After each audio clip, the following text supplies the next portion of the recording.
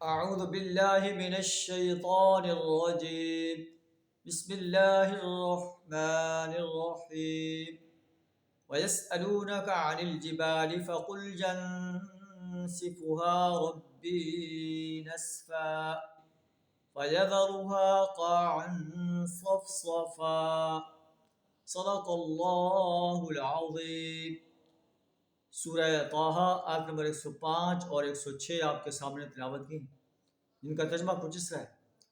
اے نبی صلی اللہ علیہ وسلم، آپ سے قریش مکہ یہ سوال کرتے ہیں کہ پہاڑ کہاں جائیں گے جب قیامت کا دن ہوگا؟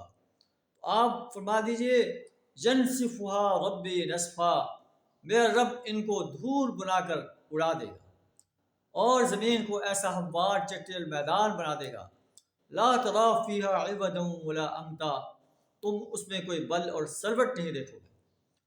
یومئذ یتبعون الداعی، اس روز سب لوگ داعی کی آواز پر لبیک کہیں گے، لا عوج لہ، کوئی اکڑ نہیں دکھا سکے گا۔ آج تو 5 وقت اللہ بلاتا ہے حی علی الصلاح حی علی الفلاح، ہم ایک کان سے سن کر دوسرے کان سے نکال دیتے ہیں۔ اسی طرح اللہ کے دوسرے آرڈرز کی پرواہ نہیں کرتے۔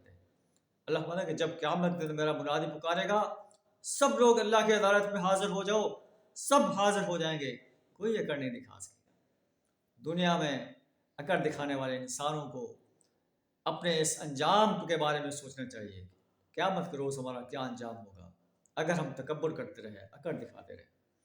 وَخَشَعَتِ الْأَصْوَاتُ لِلرَّحْمَٰنِ، رحمان کے آگے آوازیں پست ہو جائیں گی، سرسراہٹ کے سوا تم کچھ نہیں سنو گے، کوئی شفاعت نہیں کرے گا، الا من اذن له الرحمن، ہاں جسے رحمان اجازت دے، ورضی له قولا، اور اس کی بات سننا پسند کرے۔ اللہ سے دعا کرے ہمیں اپنے وحدانیت، پیارے رسول صلی اللہ علیہ وسلم کی رسالت اور یوم حساب کے لیے، یوم حساب پر پختہ یقین رکھنے کی توفیق عطا فرمائے اور یوم حساب کے لیے تیاری کرنے کی توفیق عطا فرمائے۔ وآخر دعوانا الحمد للہ رب العالمین۔